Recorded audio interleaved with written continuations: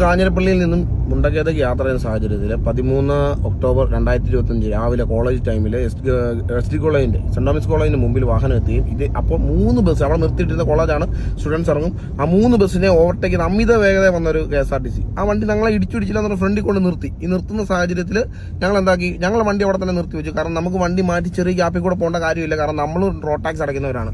നമ്മുടെ അതേ റൈറ്റ്സ് തന്നെയാണ് KSRTCക്ക് ഉള്ളത്. ഇങ്ങനെ വന്നതിന് ശേഷം ബസ് ഡ്രൈവർ ചെയ്ത് ഞങ്ങളുടെ ദേഹത്തേക്ക് വെള്ളം ഒഴിച്ചു. ഇവനെതിരെ എന്ത് ആക്ഷൻ എടുക്കും? പാലാ ഡിപ്പോയിലെ വണ്ടിയാണ്. ഇതിനെതിരെ എന്ത് ആക്ഷൻ എടുക്കും? അപകടകരമായ രീതിയിൽ വാഹനം ഓടിച്ചു, പൊതുജനത്തിനും ജീവനും ബുദ്ധിമുട്ടുണ്ടാക്കി, പൊതുമുതൽ നശിപ്പിക്കാൻ ശ്രമിച്ചു. അതായത് ഈ വാഹനം വന്ന് ഞങ്ങളുടെ വണ്ടിയൊക്കെ ഇടിക്കുവാണെങ്കിൽ പൊതുമുതൽ നശിക്കും. ഞങ്ങളുടെ വണ്ടി പൊക്കോട്ടെ, പൊതുമുതൽ നശിക്കും. ഇത്തരം കാര്യങ്ങൾ അവിടെ അദ്ദേഹം കാട്ടിക്കൂട്ടി പോരാഞ്ഞതിന് ഞങ്ങളുടെ ദേഹത്ത് വെള്ളവും കോരി ഒഴിച്ചു. ഞങ്ങളുടെ വണ്ടിക്കകത്തും വെള്ളം വീണു, ഞങ്ങളുടെ ഡ്രസ്സിലും വെള്ളം വീണു. ഞങ്ങളുടെ കല്യാണത്തിന് പോകുന്ന വഴിയായിരുന്നു. ബഹുമാനപ്പെട്ട മിനിസ്റ്റർ ഒരു ബസ്സിന്റെ പെർമിറ്റ് സിമ്പിളായിട്ട് റദ്ദാക്കി കളഞ്ഞു, വളരെ സിമ്പിളായിട്ട്.